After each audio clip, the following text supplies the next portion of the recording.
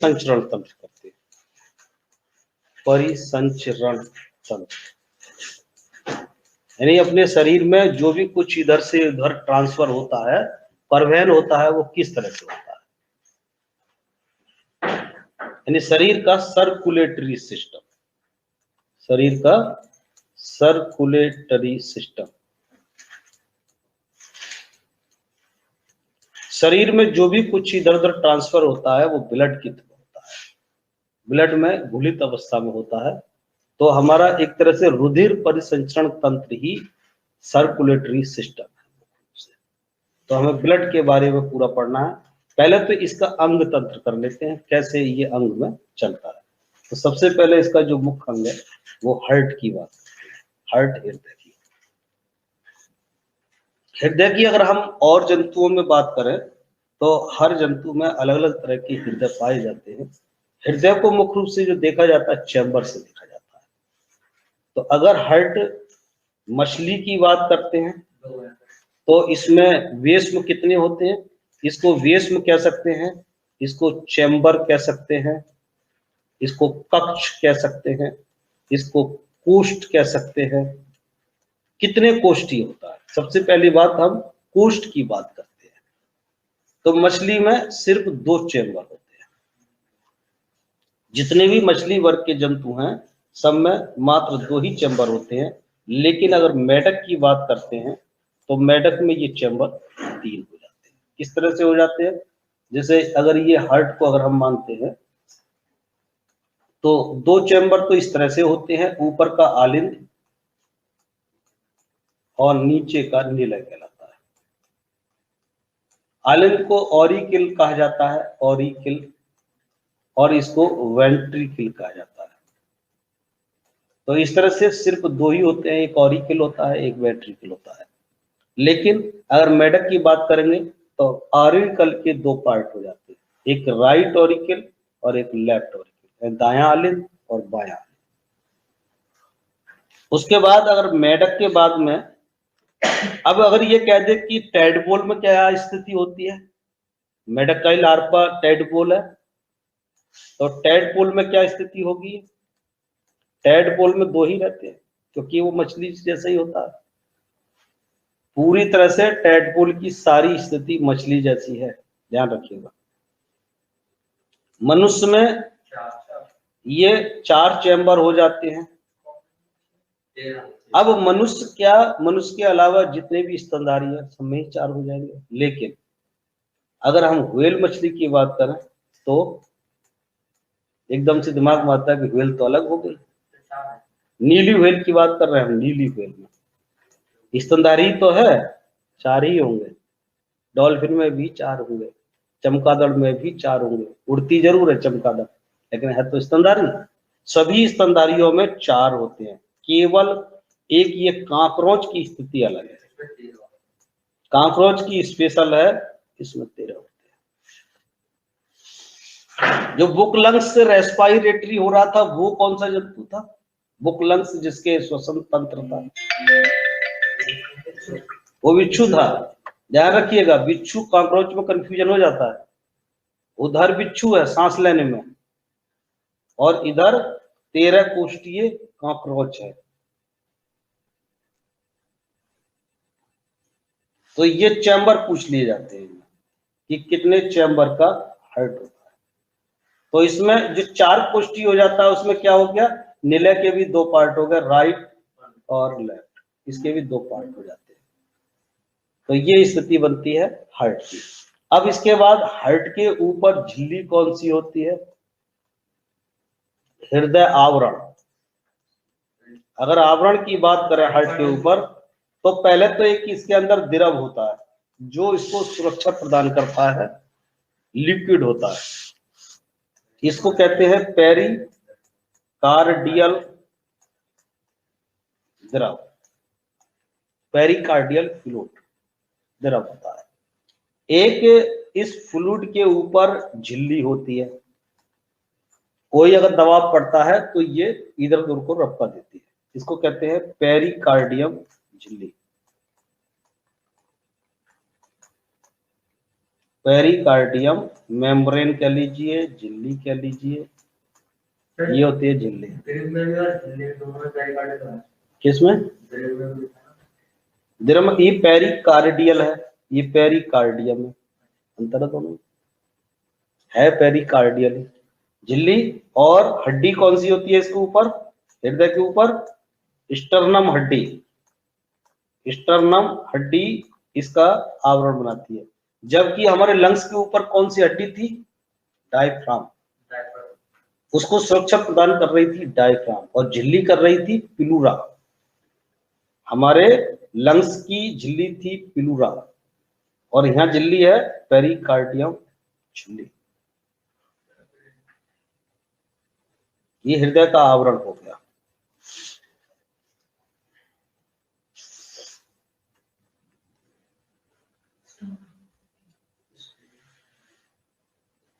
इसका आकार कैसा होता है?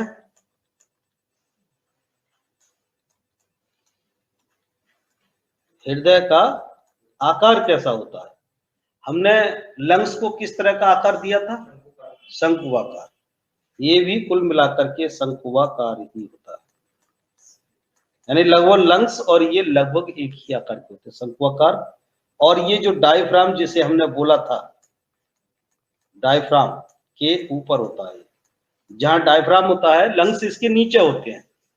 जहां डायफ्राम होता है, डायफ्राम के ठीक नीचे लंग्स हो गए, और डायफ्राम के ठीक ऊपर हार्ट हो गया, और हार्ट के ऊपर हड्डी हो गई स्टर्नम। स्टर्नम यही बक्ष की हड्डी जिसे कहते हैं, ये जो पसलियां बोलते हैं, पसलियों के ठीक ऊपर के लिए होती है स्टर्नम।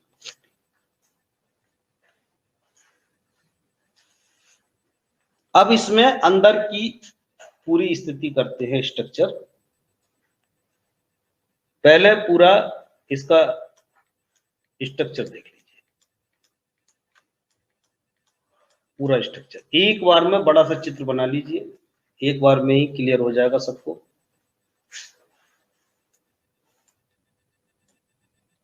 चार पार्ट कर लीजिए। हमें बेसिक चीजें जाननी है इसकी। जो राइट ऑरिकल है, राइट ऑरिकल शॉर्ट में लिख देते हैं, लेफ्ट ऑरिकल, राइट वेंट्रिकल और लेफ्ट वेंट्रिकल, ये शॉर्ट में लिख दिया। क्या होता है, जैसे ही धड़कन चालू होती है, तो क्वेश्चन बता धड़कन कहां से चालू होती है? तो धड़कन चालू होती है इस जगह से। यहां से धड़कन जब चालू होती है तो ये ब्लड फेंकता है ये, और जब ये ब्लड को फेंकेगा तो ये ब्लड इधर को आ जाएगा, इधर को आ जाएगा। राइट ऑरिकल से राइट वेंट्रिकल में ब्लड चला जाता है। जैसे ये धड़केगा तो ये चला जाएगा। इसको बोलते हैं, ये जो वाल्व है इसको बोलते हैं बाइकस्पिड वाल्व, यानी द्विबलनीय वाल्व, ये वाला। ये वाल्व क्या काम करेगा? ब्लड को एक तरफ तो जाने देगा, वापस नहीं जाने देगा। ब्लड इधर को तो आ जाएगा लेकिन ऊपर को वापस नहीं जाएगा। और ये जो ब्लड जाता है इधर को, ये अशुद्ध होता है, अशुद्ध ब्लड होता है। यहां भी अशुद्ध रहता है ब्लड, यानी राइट साइड में जो ब्लड होता है वो अशुद्धि होता है। और राइट ऑरिकल में कहां से आया? पूरे शरीर से इकट्ठा होकर के ये ब्लड यहाँ पर आता है। पूरे शरीर से जो भी ब्लड इकट्ठा होकर के आ रहा है, जो भी खराब ब्लड है यूज किया हुआ, वो ब्लड यहाँ पर इकट्ठा हो जाता है। इस ब्लड को यहाँ पर इकट्ठा किया जाएगा। और ये क्या है? महाशिरा। शिरा ही तो इकट्ठी करेंगे, और चूंकि आगे की है इसलिए अग्र महाशिरा। अग्र महाशिरा इकट्ठा करेगी ब्लड को पूरे शरीर से, अग्र महाशिरा। ये पूरे शरीर से इकट्ठा करके राइट ऑरिकल में लेके आती है, दाएं आलिंद में लाती है, और दायां आलिंद सिकुड़ करके इसको दाएं निलय में भेज देता है। अब यहां से जो ब्लड फेंका जाएगा वो ब्लड सीधा कहां जाएगा, ये फेफड़े में जाएगा, ये सीधा फेफड़े में जाएगा, यानी लंग्स में जाएगा। शुद्ध होने के लिए लंग्स में जाता है ब्लड, लंग्स में। और लंग्स में ले जाने वाली को बोलते हैं धमनी। और ये कौन सी धमनी होगी, फुसफुस, फुफ्फुस धमनी होगी, फुफ्फुस धमनी होगी, या इसको बोल सकते हैं पल्मोनरी आर्टरीज होगी, आर्टरीज, ये वाली। शुद्ध हिंदी बोलेंगे तो फुफ्फुस, फुफ्फुस धमनी। देखिए धमनी में हमेशा कैसा ब्लड घूमता है, शुद्ध, लेकिन इसमें ब्लड कौन सा है, अशुद्ध, क्योंकि अशुद्ध है। देखिए अशुद्ध चला रहा है, प्योर होने के लिए कहां गया है, लंग्स में गया है। तो लंग्स का काम क्या है, ब्लड को शुद्ध करना। ब्लड में शुद्धिकरण क्या करेगा, जो CO2 है, CO2 को ये ले लेगा और ऑक्सीजन को दे देगा, ब्लड में ऑक्सीजन को दे देगा, तो यह शुद्धिकरण होगा। जब ये ब्लड शुद्ध हो जाएगा तो शुद्ध को वापस लाएगी, फिर एक वो छोड़ेगी यहां पर। इसको जो वापस ला रही है इसको बोला जाएगा पल्मोनरी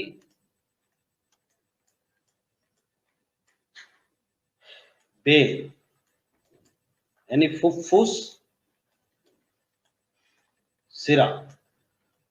सिराएं वापस लाती हैं और धमनी लेके जाती है। और फुफ्फुस सिरा में कैसा खून होगा, पूरी तरह से शुद्ध खून होगा, यानी यहां पर जो खून होगा वो पूरी तरह से शुद्ध होगा। लेफ्ट ऑरिकल में, बाएं आलिंद में शुद्ध खून होता है। यहां से फिर ये खून ट्राइबलनीय, यहां पर ट्राइबलनीय होगा, ट्राइकस्पिड वाल्व के द्वारा, ट्राइकस्पिड वाल्व यानी त्रिबलनीय वाल्व के द्वारा कहां आ जाएगा, ये आ जाएगा लेफ्ट वेंट्रिकल में। तो यहां भी खून शुद्ध होगा, यानी खून राइट साइड में अशुद्ध होता है और लेफ्ट साइड में शुद्ध होता है। अब यहां से खून पूरी बॉडी को भेज दिया जाएगा, पूरे शरीर को भेज दिया जाएगा, पूरे शरीर को, ये पूरे शरीर को भेजा जाएगा। देखिए ऐसे, इसे बोलेंगे अग्र महाधमनी। धमनी भेजेगी ना, अग्र महाधमनी। सबसे बड़ी धमनी कौन सी है, अग्र महाधमनी। धमनी को हम नस कह देते हैं ना, जो ब्लड को लेकर जाती है वो नस, खून को जो लेके जाती है वो नसें लेके जाती हैं, धमनी लेके जाती हैं, आर्टरीज लेके जाती है। तो यहां से ब्लड जाता है पूरे शरीर में, लेफ्ट वेंट्रिकल से। यहां तक क्लियर हुआ, कोई कंफ्यूजन हो तो बताइए, एक बार फिर देख लीजिए। देखिए सबसे पहले खून इकट्ठा हो करके शरीर का गंदा खून ये राइट ऑरिकल यानी दाएं आलिंद में आता है।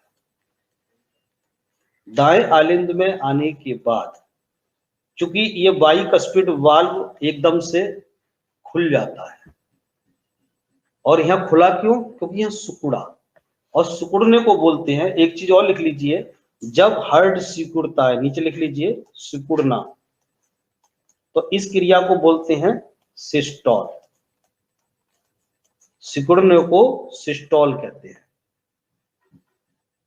और जब सिकुड़ेगा तो ब्लड क्या होगा, ब्लड की पंपिंग होगी, ब्लड फेंका जाएगा, यानी फेंकने का काम होगा, पंपिंग का काम होगा।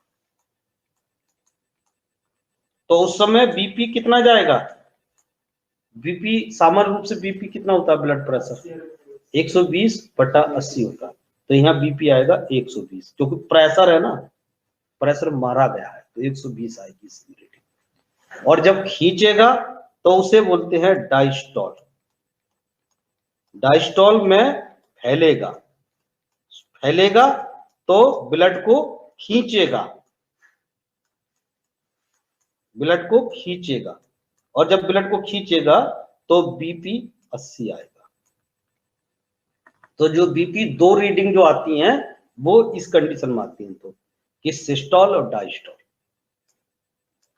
तो जब दायां आलिंद सिस्टोल होता है तब तो ये फेंकता है ब्लड को इधर को, और जब डायस्टोल होता है तब ये खींचता है। खींचेगा कहां से?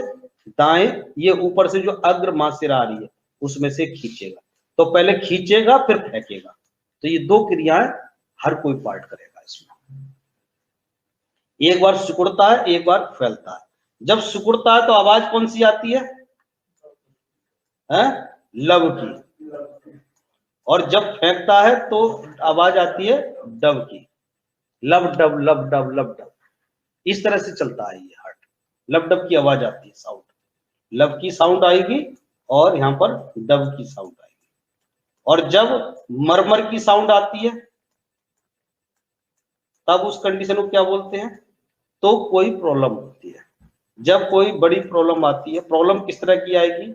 जैसे कि हार्ट में कोई वाल्व में कोई कतरा फंस गया, ब्लड का थक्का फंस गया।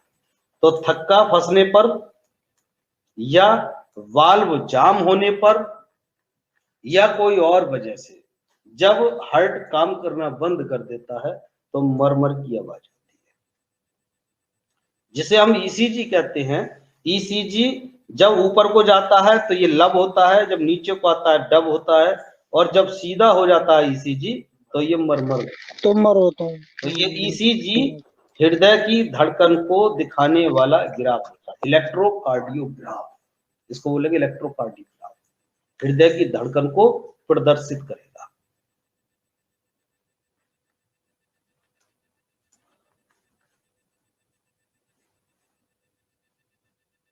अब इसमें अगर ये कहें कि धड़कन कहां से आरंभ होती है, तो धड़कन आरंभ कहां से हुई? पूरे हार्ट की धड़कन आरंभ कहां से हुई? धड़कन स्टार्ट होती है, चाबी कहां लगेगी? यहाँ पे होगी। ये धड़कन आरंभ होती है, धड़कन आरंभ होती है, धड़कन आरंभ होगी। और इसे बोलेंगे ऐसे नोड, ऐसे node pacemaker. Pacemaker कहां लगाया जाता है?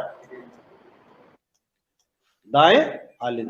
देखिए धड़कन आरंभ कौन करेगा? ऐसे नोड, ऐसे नोड आरंभ करता है। और जब ऐसे नोड ठीक से काम नहीं कर पाता है तो कृत्रिम तरीके से उस काम को करने के लिए लगाते हैं हम पेस मेकर। तो धड़कन आरंभ कहां से होती है? दाएं आलिंद से होती है। और धड़कन कहां होती है? धड़कन एंड होती है लेफ्ट वेंट्रिकल, यानी व्यक्ति को मृत घोषित करता है डॉक्टर। जब लास्ट वो देखता है धड़कन, वो यहाँ देखता है लेफ्ट वेंट्रिकल। जब यहाँ धड़कन नहीं रहती है तो व्यक्ति को मृत घोषित कर देता है डॉक्टर। पेस मेकर एक बस कृत्रिम तरीके से बनाया गया यंत्र है जो विकिरण से चलता है, विकिरण से ऊर्जा लेता है। बस हार्ट में फिट कर देते हैं दाएं आलिंद में, और ये धड़कन है इसको तेज कर देगा, और अगर मंदी हो रही है तो उसको तेज करेगा, तेज हो रही है तो हल्की, यानी कंट्रोल कर देगा। लेकिन हम ऑप्शन यही लगाते हैं धड़कन आरंभ करता है। नहीं, वो तो अंदर फिट हो जाता है, अंदर फिट होता है, वो चीज अलग है।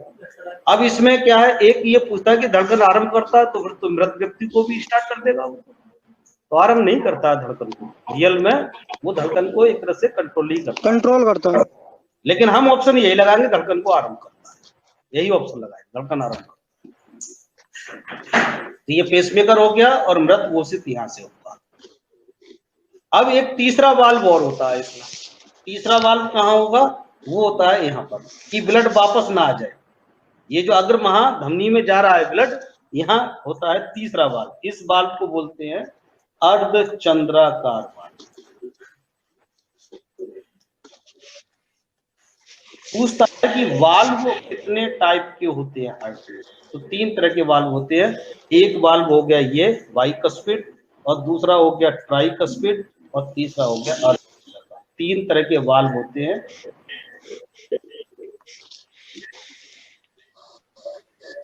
वाल्व हमेशा ब्लड को एक तरफ जाने देता है, दूसरी तरफ को जाने से रोकता है। तो शरीर में जब ब्लड फेंका जाता है तो कौन सा वाल्व काम आता है? तो वाल्व काम आता है अर्धचंद्राकार, यानी हार्ट में वो वापस नहीं आने देता खून को। हार्ट से जब खून जा रहा होता है तो हार्ट में वापस आने से रोकता है, वो है अर्धचंद्राकार। और शरीर में वापस जाने से कौन रोकता है? तो वहां कोई वाल्व नहीं है, यहाँ पर कोई वाल्व नहीं। वो तो पूरे शरीर से इकट्ठा करके यहाँ पर पेसमेकर जहां लगता है वहां इकट्ठा होता ही रहता है रेगुलर, वहां कोई वाल्व नहीं है। यानी शरीर में वापस नहीं जाएगा खून, शरीर से आ तो जाएगा, हाँ हार्ट के अंदर वापस आ सकता है, क्योंकि जब ये सिकुड़ रहा है तो फैलेगा भी, तो फैलते टाइम खींच सकता है।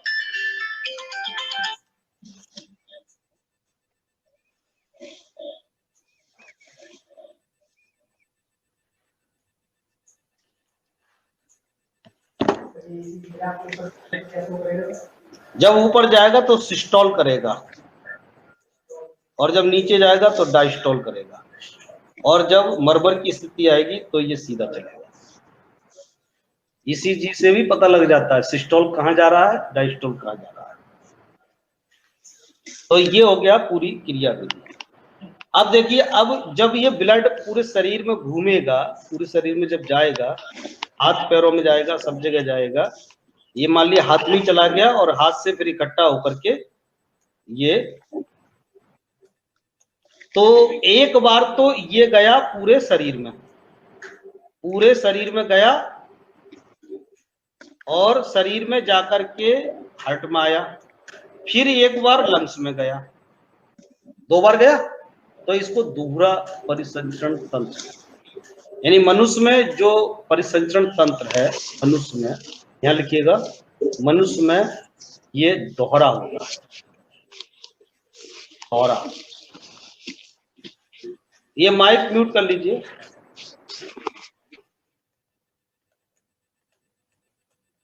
मनुष्य में दोहरा रक्त परिसंचरण तंत्र पाया जाता है। दोहरा क्यों हो गया? एक बार शरीर में गया यूज होने के लिए, शरीर में गया एक बार यूज करने के लिए, और एक बार लंग्स में गया साफ होने के लिए। ये 2 बार जाता है, और ये बंद होता है। दोहरा भी होता है और बंद होता है, और बंद होता है, क्लोज होता है। बंद दोहरा 2 तरह का। बंद क्यों कह दिया हमने? देखिए, जब इधर गया था ब्लड तो भी कहीं खुला नहीं था, बंद था, और जब लंग्स में गया तो भी खुला हुआ नहीं था, वापस आ गया, बंद होता है। जबकि कुछ जंतुओं में खुला भी होता है और ये गहरा भी होता है। तो ये हमने हार्ट की क्रिया विधि जान ली। अब इसमें छोटे छोटे क्वेश्चन बनते हैं, उनको लिखते हैं, छोटे छोटे।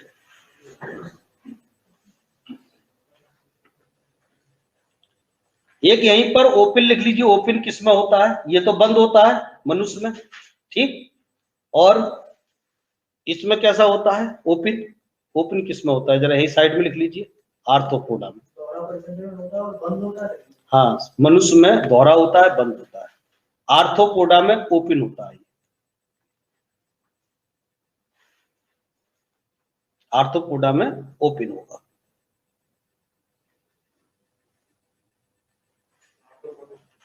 आर्थ्रोपोडा कीट, जो कीड़े हैं, कीट है, उनमें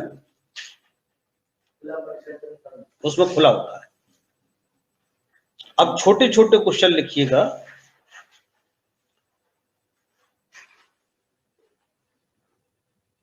अरे सीधा सीधा ये कहिएगा, जो कशेरुकी होते हैं उनमें सब में बंद होता है, और आकशेरुकी होते हैं उनमें खुला होता है। बस सीधा सीधा। अब चलिए छोटे छोटे क्वेश्चन, अन्य तत्व कर लीजिए। इसमें छोटे छोटे क्वेश्चन है ये। तो पहले तो हृदय की धड़कन की बात कर लेते हैं। धड़कन सामान्य रूप से कितनी होती है धड़कन? सामान्यतः हमारा हार्ट कितनी बार धड़कता है? 72 बार प्रति मिनट सामान्य व्यक्ति का। और नवजात का 140 बार धड़कता है। और नाड़ी कितनी धड़कती है? ये तो हृदय की धड़कन हो गई, और नाड़ी धड़कती है वो 70 बार।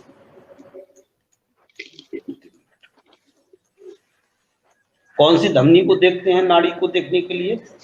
रेडियल। रेडियल धमनी को देख करके बता देते हैं नाड़ी। नाड़ी जो देखी जाती है रेडियल धमनी पर नब्ज, वो इसी को नब्ज बोलेंगे।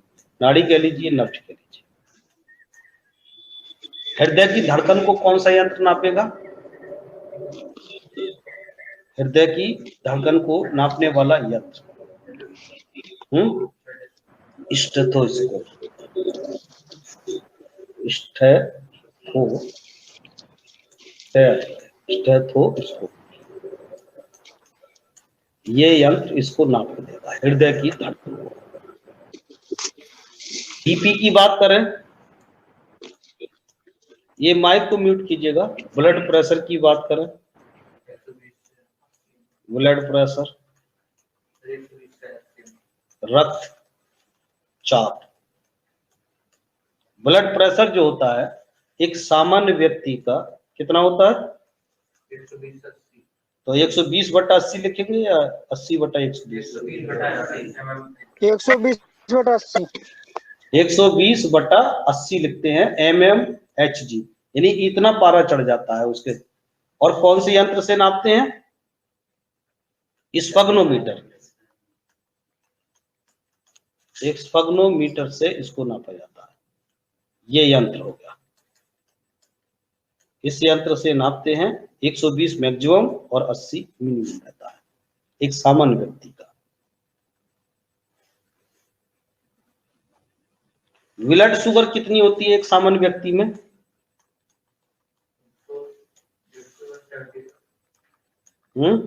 70 से 120 मिलीग्राम प्रति 100 घन सेंटीमीटर। 70 से 120 मिलीग्राम प्रति 100 घन सेंटीमीटर, इस तरह से देखी जाती है। एक धड़कन में कितना ब्लड जाता है? एक धड़कन में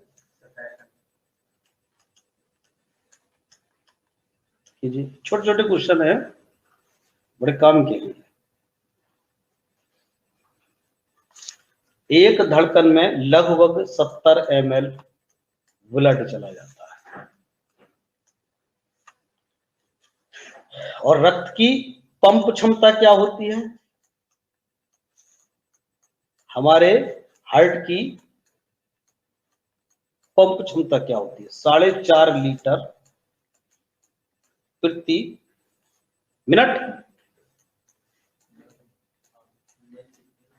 4.5 लीटर प्रति मिनट। और पूरे शरीर में परिभ्रमण में कितना टाइम लगता है? फुल बॉडी में परिभ्रमण कितनी देर में कर लेता है? यानी जहर का इंजेक्शन अगर लग गया तो जहर पूरे शरीर में कितनी देर में फैल जाएगा? तो ये टाइम है 23 सेकंड। जिसे हम हार्ट चक्र कहते हैं, हार्ट साइकिल कहते हैं, जिसे हृदय चक्र कहते हैं। हृदय चक्र क्या है? लव और डव के बीच की पोजीशन जिसे कहते हैं। लव और डव की बीच की पोजीशन, यानी ये जो ईसीजी है, ईसीजी का मतलब हो गया इसके और इसके बीच की जो टाइम गैपिंग है, ये वाली कितनी होती है? यानी लब के बाद डब कितनी देर में आएगी? ये 0.8 सेकंड होता है मात्र। ये लब के बाद डब वाली जो पोजीशन है वो 0.8 सेकंड पूरे शरीर में जो घूम के आएगा, हार्ट में भी जाएगा, लंग्स में भी जाएगा, पूरे शरीर में भी जाएगा 23 सेकंड में। यानी जहर अगर किसी व्यक्ति को दे दिया तो 23 सेकंड में पूरे शरीर में फैल जाएगा। ये अगर पर मिनट, 1 मिनट में अगर कितना फेंक दिया उसने, एक ही जगह पंप लगा है, चेक करें तो 4.5 लीटर 1 मिनट में फेंक देता है ये ब्लड को। और कुल ब्लड कितना होता है पूरे शरीर में? 5 से 6 लीटर होता है पूरे शरीर में जो ब्लड होता है। 0.8 सेकंड में लब और डब के बीच की पोजीशन हो जाती है। जैसे ये लब हो रही है और उसके बाद जो डब आएगी, इस बीच में मात्र 0.8 सेकंड ही लगते हैं। यानी फैलने और सिकुड़ने के बीच, फैलना और सिकुड़ने के बीच जो टाइमिंग है वो इतनी है। तो आराम करता है कभी हार्ट? आराम कब करता है?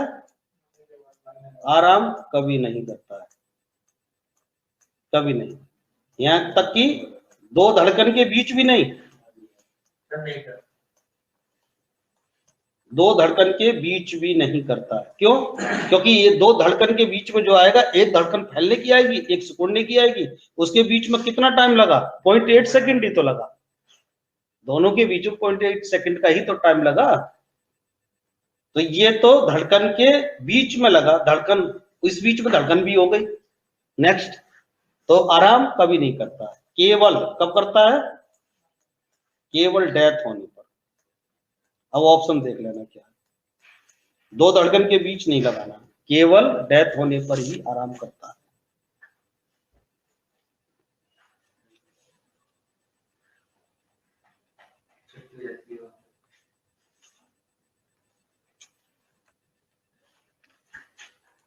जो धमनी होती है, जिसको आर्टरीज कहते हैं, ये कौन सी होती हैं? जिनको सिरा कहते हैं, जिनको हम वेन कहते हैं, वो कौन सी होती है? देखिए, जितनी भी धमनियां होती है मेन, चूंकि इन्हीं में ब्लड जाता है मेनली और शुद्ध जाता है, तो ये गहरी में होती है, काफी गहरी होती है और ये ऊपर होती है। जो हल्के से हम चिढ़ जाते हैं, हल्का सा चाकू लग जाता है, ब्लड आ जाता है, उस सिरा में लगता है। अगर बेन में लग गया नहीं तो बेन तो पंपिंग करती रहेगी, वो लगातार ब्लड को फेंकती रहेगी, वो रुकेगी नहीं, पूरे शरीर का सारा ब्लड निकल जाएगा। जबकि सिरा जरा सी कटेगी तो पूरे शरीर का नहीं निकलेगा, वो उसी सिरा में जो ब्लड है वही निकलेगा, वो थोड़ा सा, थोड़ी देर बाद करंट बन जाएगा, लेकिन धमनी का ब्लड नहीं होता है कभी। तो ये गहरी होती है, गहरी होगी और मोटी होगी। ये ऊपरी होगी और पतली होती है, सिरा पतली होती है।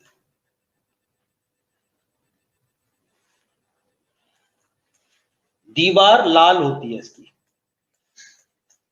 इसकी दीवार लाल होती है, क्योंकि ब्लड रहता है शुद्ध, इसलिए लाल रंग ली होती है। और इसकी नीला रंग होता है, दीवार इसकी नीले रंग की होती है, इससे भी पहचान लग जाता है, नीले रंग की दीवार होती है उसकी।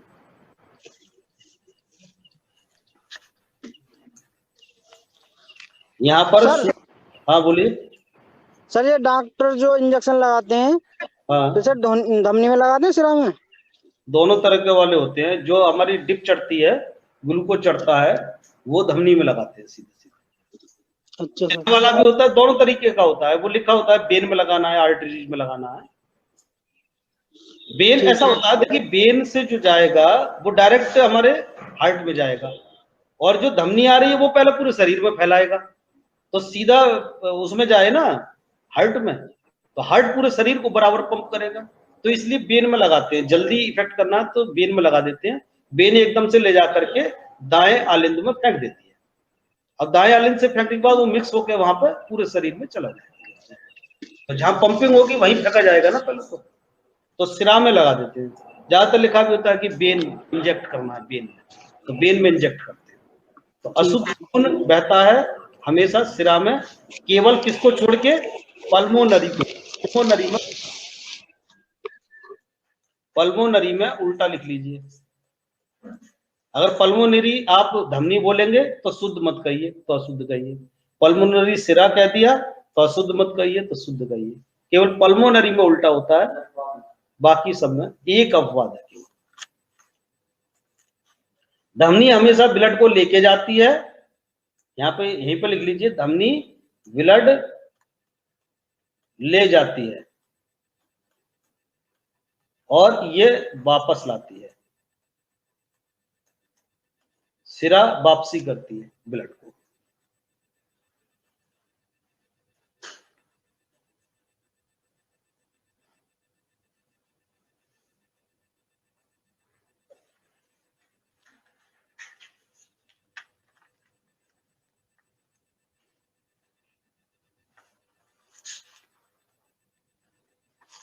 अब ब्लड के अंदर की चीजें करेंगे हम।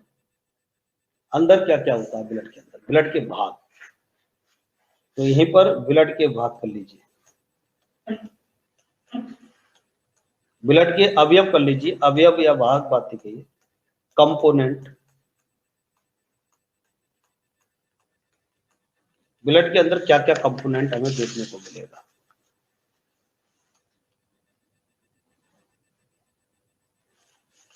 ब्लड के अंदर देखने को मिलेगा, एक तो मुख्य रूप से जल होता है, मुख्य रूप से।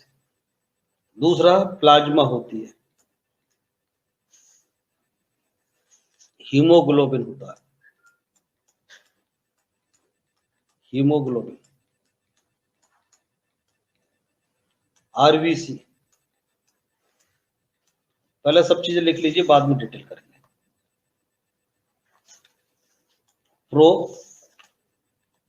Thrombin, thrombin, fibrinogen,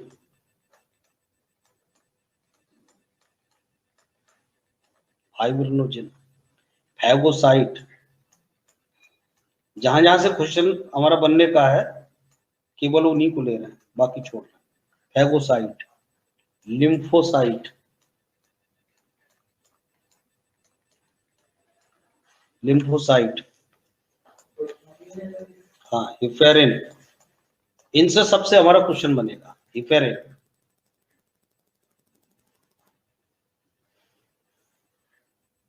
platelets, platelets,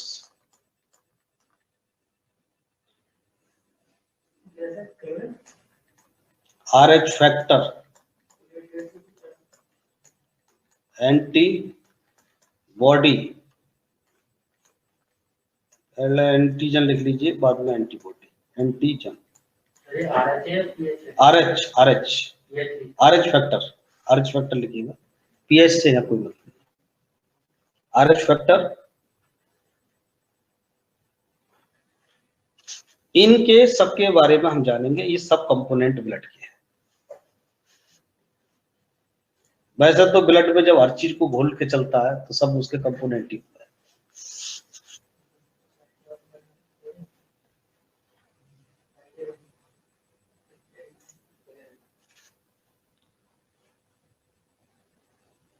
ये ब्लड के अवयव हो गए। अब एक एक अवयव को ले लेते हैं।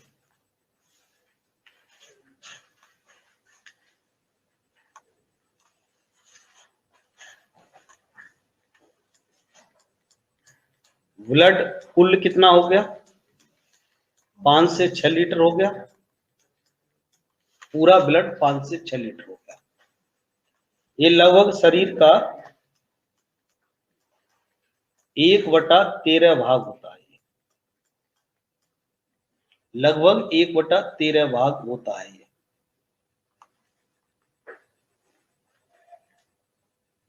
वो सॉरी 1/7 भाग, 1/7 भाग। 5 से 6 लीटर का मतलब 5.5 लीटर लगभग मान लीजिए। ये शरीर के वजन का, ये भार का कहेंगे, भार का, भार का 1/7 भाग होता है। अब इसमें जो प्लाज्मा होता है,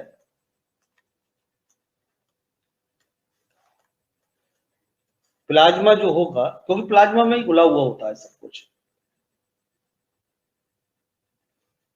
ये 65% प्लाज्मा होता है, 65% प्लाज्मा होता है। बाकी जो बच्चा वो कितना बच गया, 35% अन्य चीज होती है। 65% प्लाज्मा होता है। अब प्लाज्मा में जल कितना होता है, प्लाज्मा में जल कितना होता है, तो 91% जल होता है, बाकी अन्य चीजें रहती है प्लाज्मा के अंदर।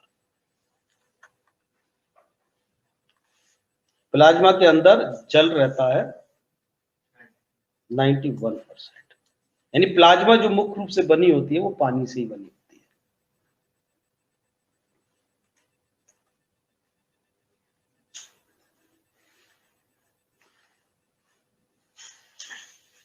ये तो हो गया अलग अलग पार्ट। अब पहले ब्लड ग्रुप ले लीजिए, फिर इनका डिटेल कर लेंगे। ब्लड ग्रुप ले लीजिए पहले। ब्लड ग्रुप के जो खोजकर्ता थे वो कौन थे, कार्ल लैंडस्टीनर, ये इसके खोजकर्ता। जो ब्लड ग्रुप को बांटा गया इसका आधार क्या था, किस आधार पर ब्लड ग्रुप बांटे गए, एंटीजन या एंटीबॉडी के आधार पर, नहीं एंटीजन के आधार पर। एंटीजन के आधार पर 4 ग्रुप बनाए गए, कुल ग्रुप हैं 4। वो 4 ग्रुप कौन कौन से बनाए गए, blood group A, blood group ए,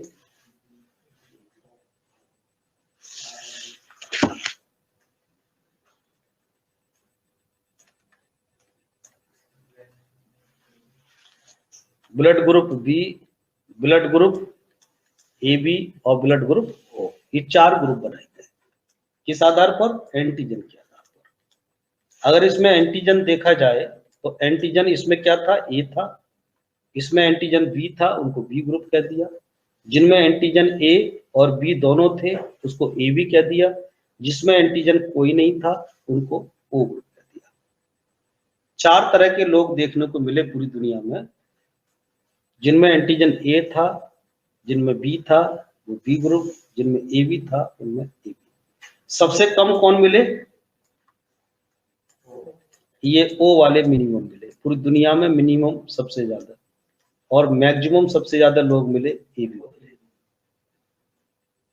भारत में ओ सबसे ज्यादा है सबसे कम है, अरे पूरी दुनिया में ही कम है तो भारत में भी कम हो गए वो वाले बहुत कम, रेयर। एंटीबॉडी कहेंगे तो उल्टा बोलेंगे, एंटीबॉडी, एंटीबॉडी हमेशा उल्टा बनती है।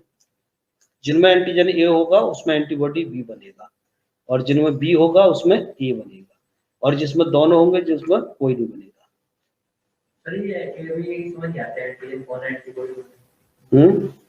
एंटीजन नाम रख दिया, एंटीजन ए, एंटीजन बी, इधर एंटीबॉडी है, उल्टा बनता है। अरे एंटीजन ए को कौन काटेगा, एंटीबॉडी बी काटेगा ना, मारेगा कौन, विरोध कौन करेगा, उल्टी चीज करेगी ना, ए को बी मारेगा बी को ए मारेगा। तो जिसमें एंटीजन ए है उसमें बी एंटीबॉडी आएगा, जिसमें एंटीजन बी है उसमें एंटीबॉडी ए आएगा, और जिसमें दोनों है उसके लिए तो कोई नहीं आएगा ना, खाली हाथ कोई नहीं, और जिसमें कोई नहीं है उसमें ए और बी दोनों होंगे बस।